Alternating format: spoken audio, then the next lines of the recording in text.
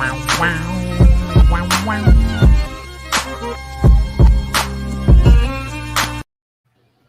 back to Nerdcore Podcast, a podcast that reviews movies and talks about nerd shit. It is episode 438.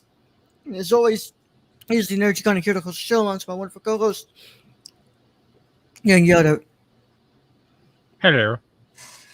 Stop fucking unmute when the fucking thing is going on, bro. This ain't the live show. Yeah, I'm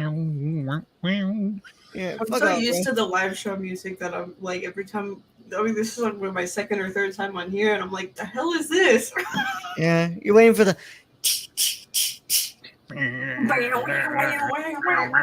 Yeah, I love that we own that track now. Well, like we don't own it, but we own the license for the. Yeah, track. so it's ours. Yeah, so we can use it. Mm-hmm. Yeah, and for what's it called? The one for High Fly Radio too. But today we're here for our second Wes Anderson review as we look at Moonrise Kingdom. But also joining us today for this week is the Lucky Peach themselves, Rachel. Rachel, and Dog. Another Dibs in chat.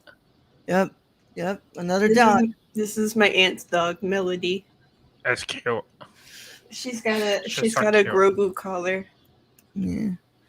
Thanks for being here, Dibs. Don't be suspicious. Don't be suspicious.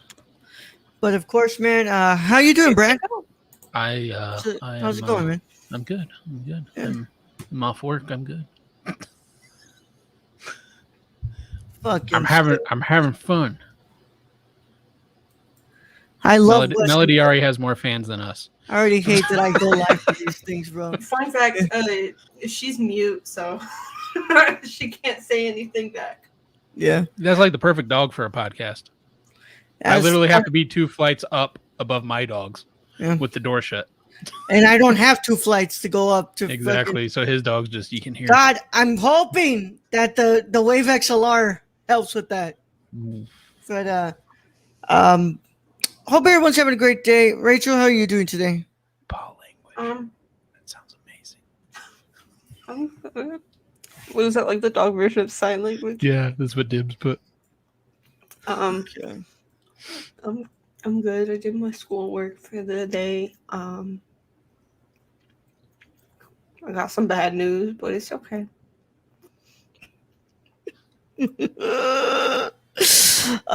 Stacy says, all I will say is real men hop away from sort of explosions. You're children, bro. Leave them alone. But yeah, glad you can join us today for a spontaneous arrival on the podcast. But yeah, it's been quite a day for me. Work as always. But a Suicide Squad review is up on the site for y'all to read, so you guys can go ahead and go read that. As always, we will have our podcast review this week on Thursday. We'll be talking about the Suicide Squad here on the Nerdcore. And over the weekend, there also was the release of my Green Knight review. So what happens when I can't do my personal streams? Apparently, I go to write. So, It's always good. Yeah. The thing is that, like, when I can't do it's like I'm able to do this because, spoiler alert, I'm doing it during work. So, it's like. Shh. Don't say that. No, I mean, no more school actually alleviates a lot of time that I dedicated to that. It lets me write. Brad, you know that Alex writes his scripts during Which work? Alex? Yeah. Which Alex? Alex F. Ah. Yeah. He's like, hey, man, I work on scripts during work. You could have been working on the weed core, but Shut the fuck up, Brad. What's it called? I'm working on a press screening for Venom 2. Don't worry. Fucking shit, man. Yeah. I got to get... Brad, thanks, Luis kindly said, hey, man, I can always write some reviews, too, if you want. I'll do Venom 2 when it comes out. I'm like, thank God. Someone's got to take that. Someone's got to take that. Yeah. That's not what I expected you Someone's to say. got to take that. All of that. Yeah. I used to sleep to, what's it called, behind the nursing station. Yeah. It's fine. I used to sleep. Yeah. Dude. I used to announce new episodes while I was in the middle of shopping orders. Yeah. I used to just tweet all the time when I was doing the This Is Local Love shit. Like all the time at work because I was an intern. I'm like, y'all don't pay me enough. Brad messages me while he's at work. Yeah. Well, you messaged me, so I'm like, whatever. Look, Brad's like, I got an office. I don't care. All right, man. But yeah, I hope everyone's having a good day. And yeah, going on with our Wes Anderson month today, we're discussing Moonrise Kingdom came out in 2012. Sorry, you already know the deal. We have to go ahead and get into this. So, without further ado, if you have not seen Moonrise Kingdom, then you might want to get out of here. If you care about spoilers, if you have seen Wes Anderson's Moonrise Kingdom, or do not care about spoilers, you can keep listening. Either way, how it goes, this has been your one and only spoiler warning, and it is in effect in a 5, 4, 3, 2, 1. This is not a good sign. Why aren't my things coming up? Oh my fucking god! You're excited? No, my fucking sound bites, bro. There we go. I was just gonna ask you if you've ever pitched a tent. Shut up, Brad. I guess I gotta go. No, you're good. But yeah, I hope y'all heard that, right? Yes. Okay, cool. All right, so let's go ahead and get out. Thanks, Luis. Good to see you. All right, I'm gonna head out. yeah, like Luis is ever gonna watch this movie, man. Hey, you never know. Yeah. You never know with Luis. We'll watch Venom one day, and then who the hell knows what else? Yeah. Carnage. All right, Moonrise Kingdom is a 2012 American coming of age comedy. Shut up, Brett. Coming of age comedy drama film directed by Wes Anderson, written by Anderson and Roman Coppola. It features an ensemble cast including Bruce Willis, Edward Norton, Bill Murray, Frances McDormand, Tilda Swinton, Jason Schwartzman, Bob Balaban, Harvey Keitel. I'm straight, bro. And newcomers Jared Gilman and Kara Hayward. Largely set on the fictional New England island of New Penzance. It tells the story of an orphan boy, Gilman, who escapes from a scouting camp to unite with his pen pal and love interest, a girl with aggressive tendencies, Hayward. Feeling alienated from their guardians and shunned by their peers, the lovers abscond to an isolated beach. Meanwhile, the island's police captain, Willis, organizes a search party of scouts and family members to locate the runaways. In crafting the screenplay, Anderson and Coppola drew from personal experiences and memories of childhood fantasies, as well as films including Melody, 1971, The 400 Blows, 1959, and auditions for child actors took 8 months, and filming took place in Rhode Island over 3 months in 2011. Moonrise Kingdom premiered at the 2012 Cannes Film Festival and received critical acclaim with its themes of young love, child sexuality, juvenile mental health, and the Genesis flood narrative being praised. Critics cited the film's color palette and use of visual symmetry, as well as the use of original composition by Alexandre Desplat to supplement existing music by Benjamin Britten. It was nominated for Academy Award for Best Original Screenplay and the Golden Globe for Best Musical or Comedy. In 2016, the BBC included the film in the list of greatest films of the 21st century. Oh, for you. Taste of Cherry has one sentence. Get over that. Shot by Robert Yeoman, edited by Andrew Weisblum, of course, music by Alexander Desplat. It comes in Desplat, and it comes in at an hour and 34 minutes, and with a budget of $16 million, it made $68.3 million. There you go. Sorry, bro. That's still really good. Yeah. I mean, it's no $680 million, but that's still really good. It's still really good, yeah. Spoilers, Owen Wilson finally got in his jet ski. Turns out it was a canoe. Damn. Oh, man. Let's go, Bruce Willis. Yeah, that was going to be my first question. How the hell you talk Bruce Willis and Edward Norton into this? Yeah. Bro, memorable Willis. Second. Go. This is the second Bruce Willis movie I've watched within the last week that wasn't an action movie. Huh. Memorable film. What was the first? Quotes. Death Becomes Her. Okay. Memorable Willis quote from the movie Yippee-ki-yay, Scoutmaster. Yeah. So this is our second one of the month. This is my third Wes Anderson film. And I will say that I thoroughly enjoyed this one, but I don't think it's as good as Life Aquatic. I do really appreciate like the visual style that that you can see that he's finally starting to refine. He's like it's there, it's there in like in all of its glory, and he does a pretty great job with it. But I found myself to love the first two acts, and I thought that they were perfectly paced, and then the third kind of got a little draggy. I'm not gonna lie, I would have preferred the movie, and I think this is what kind of keeps it from being. I think this is what kind of keeps it to me from being a 5-star film, is that I think the movie would have played better and would have been a way more interesting piece if it would have ended at the ceremony. Like that whole final part like felt really like like okay, this So happened. are you talking about like where they married them and that was like it? Okay, Yeah, that'd been a really short movie though.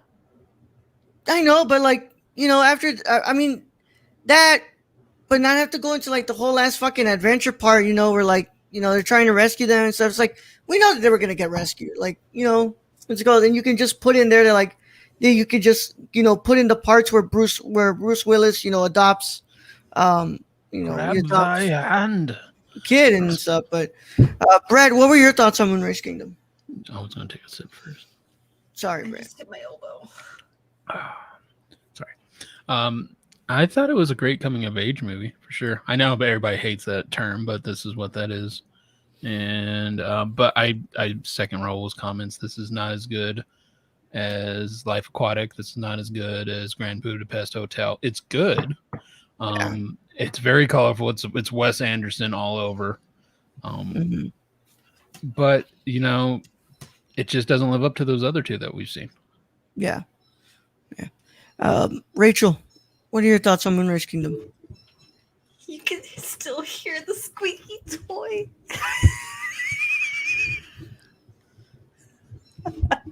Where is the squeaky toy? He's 2 flights above his dogs, and you can still hear the No, squeaky that's toy. not him. That's not him. Oh, okay. That's Raul. That's Priam. It's Priam who's doing that. I'm about to lose my mind if it was Brad, because I'm like, you're 2 flights above them. Yeah, right. No, I'm Probably literally, three. Probably three because they're probably in the kitchen area. Yeah. Anyways, Best review. Squeak, squeak, squeak, squeak, squeak. So, I mean, yeah, it was a good coming of age movie, but it felt like one of those ambiance movies, if you know what I mean. Where it's just like you're just kind of there watching it, and like it's good, but you're just like, you're not really in it. You're just. There's been like something with Wes Anderson. Like ambiance is the only way I can explain it. But I think you're hitting the nail right on the head, because when it we're comes to the observer. When it comes to Grand Budapest Hotel and Life Aquatic, there's something like immeasurably fun about those movies that makes me want to keep watching it. But I feel like in this movie, it didn't completely land. No. Also, nice of Wes Anderson to have the two white kids go to a native section of the island and then be like, "This is ours."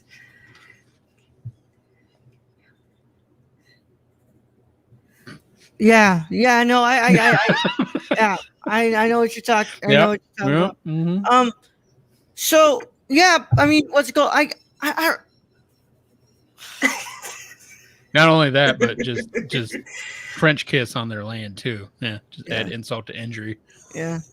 Of course, it's incredibly stylized, right? And what's it called? I like that. I love Desplat's score here. I mean, Desplat's just an incredible composer, man. He's just that man does no wrong. He's an amazing composer.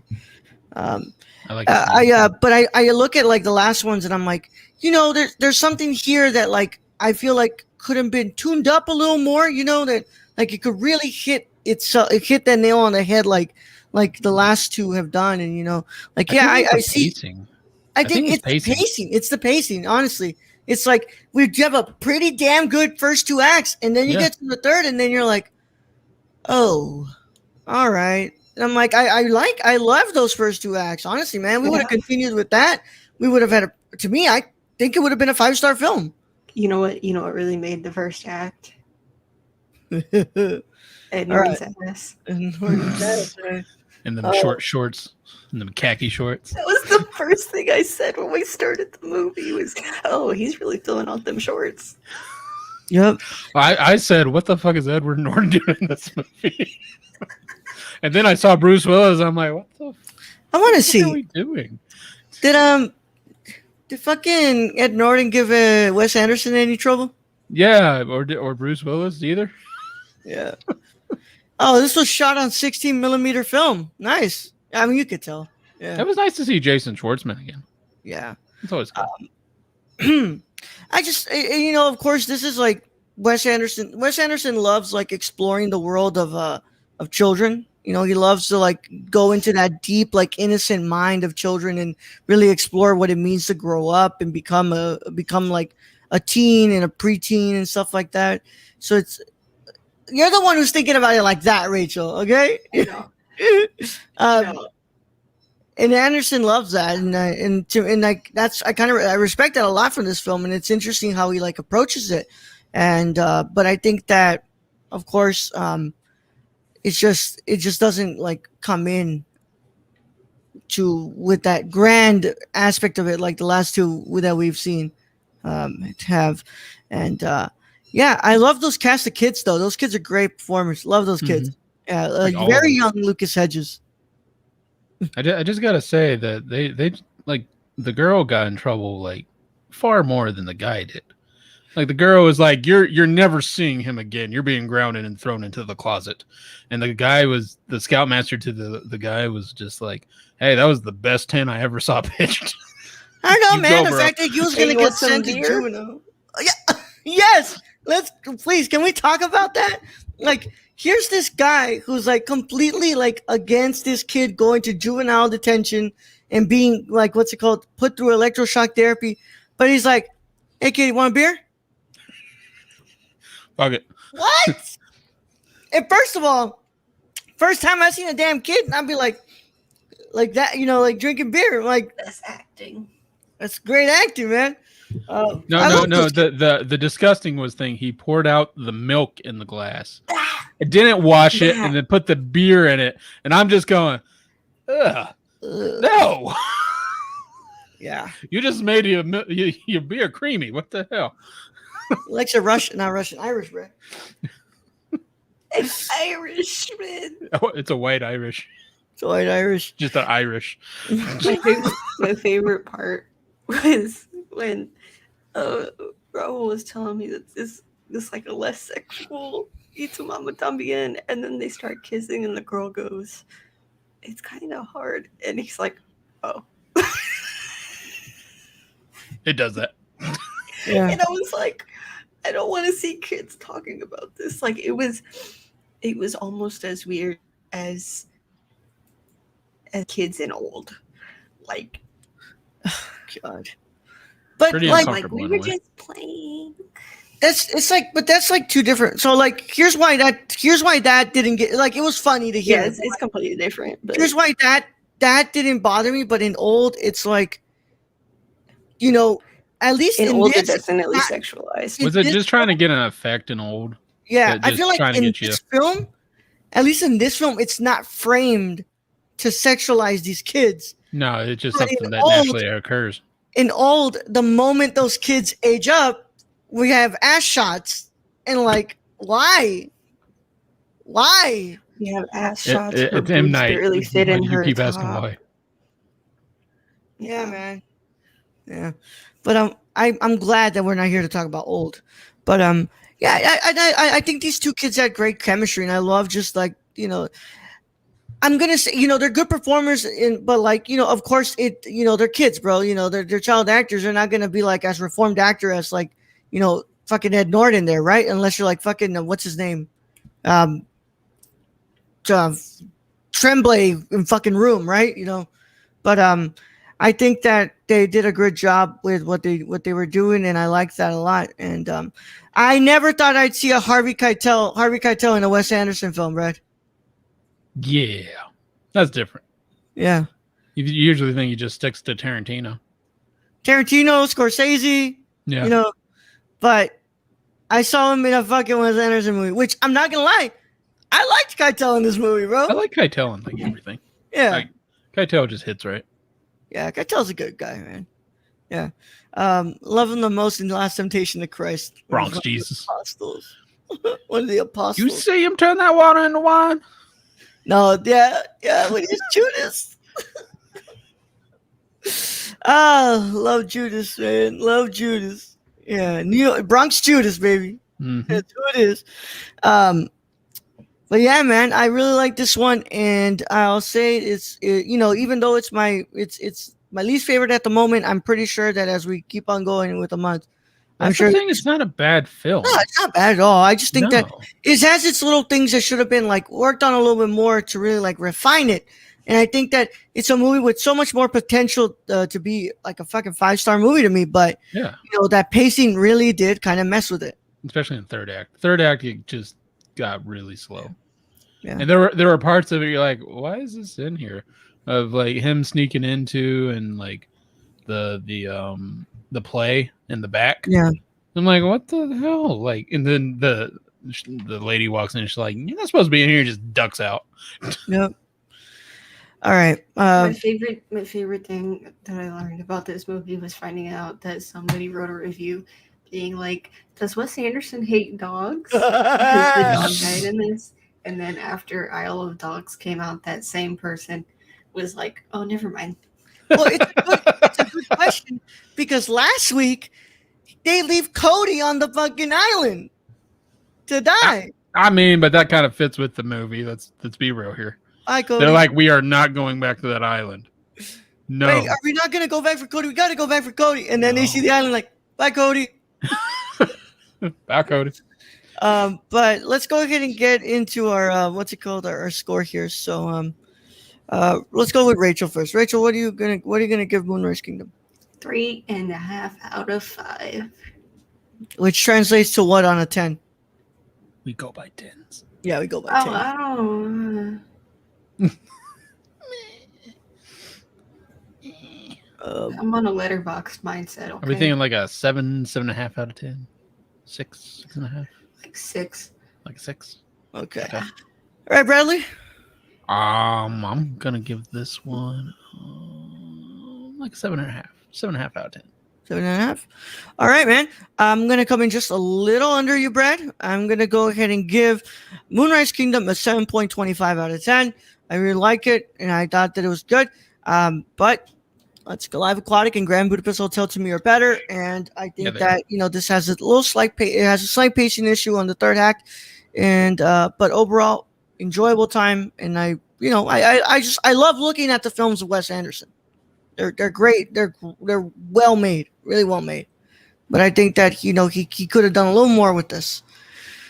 All right, and as always, I want to thank you all so much for sticking around with us, and I want to thank you all so much for listening to this review. As always, thank you to the Patreon supporters who contribute to making these shows happen. These shows would not happen without you all at all. We want to thank our wonderful producers, our associate producer, Sarah. Thank you so much for being a patron and a producer, Sarah. And our wonderful executive producer, it's Shane. Brad, where can you find him? You can follow our friend Shane at twitch.tv/XSRK or on Twitter at XSRK_, or go purchase something from the Suppy God at thriftedil.com. I just want to go ahead and make sure that I look at my list because I did see we gained 2 people back or new. Mm-hmm. So I need to know who it was so I can properly credit here. I'm pretty sure it's who you think it is. And you are correct, my friend. We want to thank our writers as well. Brown Rice 96 on everything. And tomorrow is our Terminator Dark Fate. Oh God. Commentary. Oh Fuck God, me, no. man. Fuck Me, man. Fuck. You already know the rules, Bryce. What's it called? Next month. This is done. You can't choose franchises anymore. No, especially horrible franchises. Next month it resets, bro. We go back a month and a movie per month. You know, you Mhm. pick the commentary. And also, I want to thank our wonderful Tony. Thank you, Hey, Tony. Tony. At Real Nerdy Dad. Brad, at Real Nerdy Dad, of course, our wonderful Tony. And yeah, we'll see you guys. And oh, sorry, no, Rachel, you want to let them know where they can find you? Hi, Brenda. Brenda Rachel says hi. Hi, Rachel. Anyways, you can I got find food. me everywhere at Lucky Peach, LBCKY Peach. What kind of food? Bulgogi. Nice. And every Tuesday at noon Central Standard Time, new episodes of The Luckiest Peach. New episode coming out tomorrow, where it is Quote of the Month and a review An American Werewolf in London and talk shit about John Landis. All right, Terminator Dark Fate stream. Dark Fart stream. Dark fart. I stream. like Bulgogi. All right. And as always, it's been a wonderful time, and I hope you all had a wonderful day. And whenever you're listening to this, continue to have yourself a wonderful day. Bradley, send them out. All right, Raul. Thank you for being host as always. Thank you to our special guest today, because we generally don't have guests on the show. Rachel, Hmm? the Lucky Peach. Thank you to all the those in chat today. We actually had quite a few. Dibs, Stacy, Luis. Do we have anybody else? I think that was about it, right? Yeah. Yeah. So thank all you guys. Thank to all our listeners out there, all our Patreon supporters. We appreciate each and every one of you. And to end this episode, I'll just say, let's throw some motorcycles up in trees. Young Yoda out.